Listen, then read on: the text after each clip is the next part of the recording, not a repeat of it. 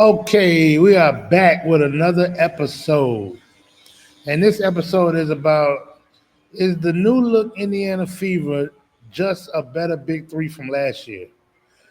Um, let's look at the new players they added. I watched a couple of games this year myself, and we're gonna dig right into that. So first, before we do that, it's time for my intro. Roll it.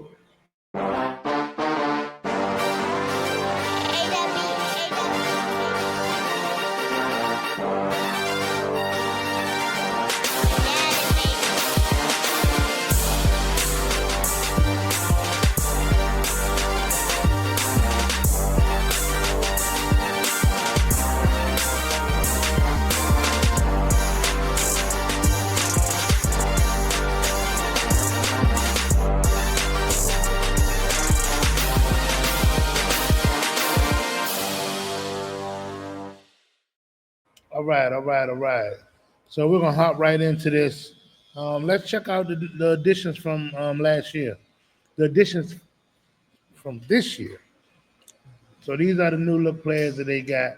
I'm gonna let y'all check that out, and then we're gonna get right back to this. And it all started with retaining an all-star. Kelsey Mitchell has proven herself to be one of the league's best scorers and three-point shooters year in and year out. The two-time All-Star has finished in the top 10 in WNBA scoring in each of the last 5 seasons.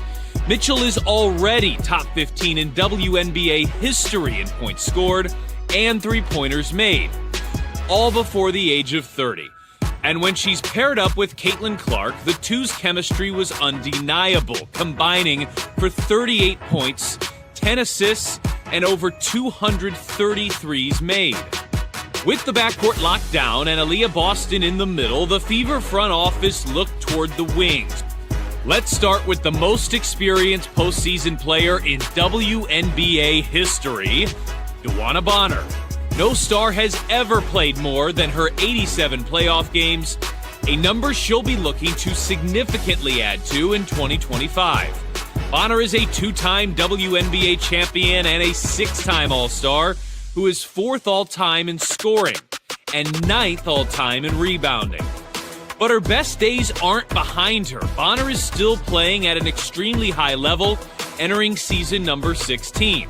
In fact, she was named an All-Star in each of her last 2 seasons and got MVP vote recognition just last season. And while Indiana is new to her, this coaching staff is not. She spent the last 2 seasons with Stephanie White, Austin Kelly, and Keith Porter. Her length makes her a major weapon on both ends of the floor, allowing her to get shots off regardless of how tight the defense is, and finish in tight quarters inside. Bonner's wingspan wreaks all sorts of havoc on the defensive end too, where the former All-WNBA defender uses that frame to get into passing lanes, hound ball handlers, racking up steals and blocks left and right. Bonner is 12th all-time in league history in steals and 24th all-time in blocks. And she'll share the starting lineup with... All right, DeWanna Bonner. I was excited about DeWanna Bonner getting picked up by Indiana. She played like 3-4 games, and I think she supposed to got hurt or something, and we ain't seen DeWanna Bonner since. And now I'm hearing reports that DeWanna Bonner can't keep up with the offense. She's 16 years in. She old. Them young girls is running up and down the court, and she can't keep up. So they're saying she might not come back. I didn't even realize she was at the last team that the coach came from, so that's crazy. She should have been prepared. But they really could have used her defense. And I think that's what it is. She just don't want to be used as defense. And she don't see where she's going to get no points with this team. And I think she won't feel in it. So we're going to see. I thought she was a team player, but I guess not. So on to the next. The new teammate who's 25th all-time in blocks. That new teammate, Natasha Howard, whose return feels so appropriate given she was drafted 5th overall by Kelly Krauskopf and the Indiana Fever. Howard is a 3-time WNBA champion and a 2-time All-Star. She's a defensive stalwart, a former Defensive Player of the Year, with Defensive Player of the Year votes in 3 seasons. Last year, with a minimum of 25 games played, Natasha Howard was one of just 13 players to average 18 points per game. She was one of 16 players to average 7 rebounds per game. And the list of players to average both 18 and 7 last year, short and elite. Asia Wilson, Brianna Stewart, Nafisa Collier, Brittany Griner, and yes, Natasha Howard. Howard shares the front court with emerging defensive star Aaliyah Boston, forming a formidable rim protection duo. But on offense, her game should sync with Caitlin Clark extremely well. There's no guard better at finding her teammates in the open floor than Clark, and Howard's signature skill is her rim running, appropriately providing her the nickname Flash. Now, this alone would qualify as one of the best free agencies in league history, but the improvements and additions kept on coming.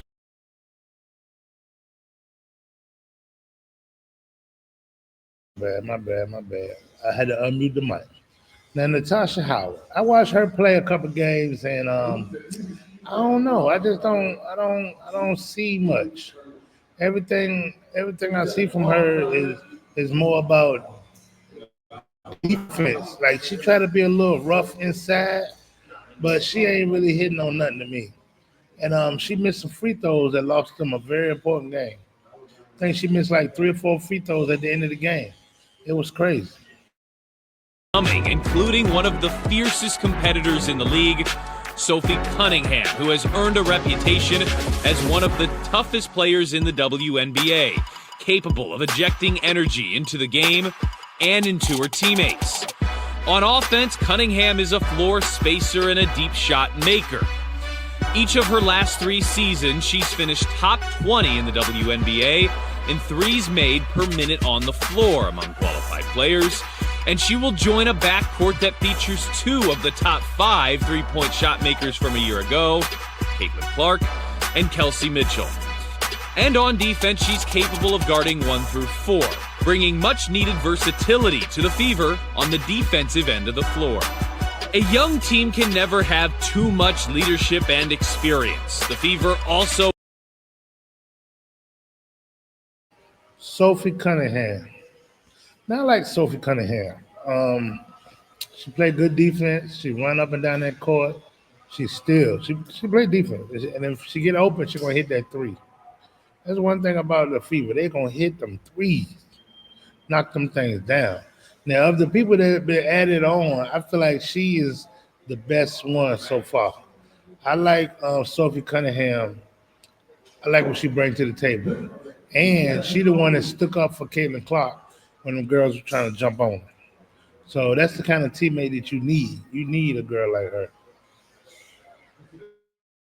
Welcomed in an on and off the court favorite, Sydney Colson, who seemed destined to join the Fever at some point in her career.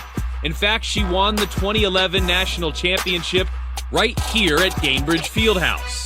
Spending her last 3 seasons in Las Vegas has meant she's been a part of numerous deep playoff runs, including lifting that championship trophy twice. She brings an immense amount of knowledge and experience to Indiana, but is still quite capable on the floor too. Look no further than her 13.5 rebound, 4 assists, 2 block, and 2 steal game against Dallas in September just last season. And sometimes in the throes of an intense year, you need someone to lighten the load mentally. There may not be an athlete on the planet better than that. And finally, some front court defense, rim protection, and rebounding in Brianna Turner. The 6-year pro has... Now, before we get to Brianna Turner, we're going to get on Sydney Colson. She's another good addition. Every time I watch Sydney Colson play, she is doing her thing. She come in as a backup point guard. She leading the offense. Sometimes I even see they let Caitlin go to the 2 and let her run the point. So I think Sydney Colson was definitely a good pickup. And some of the rest of these players I don't know much about.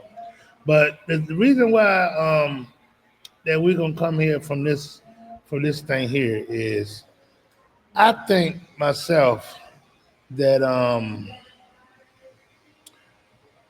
I think that let me see.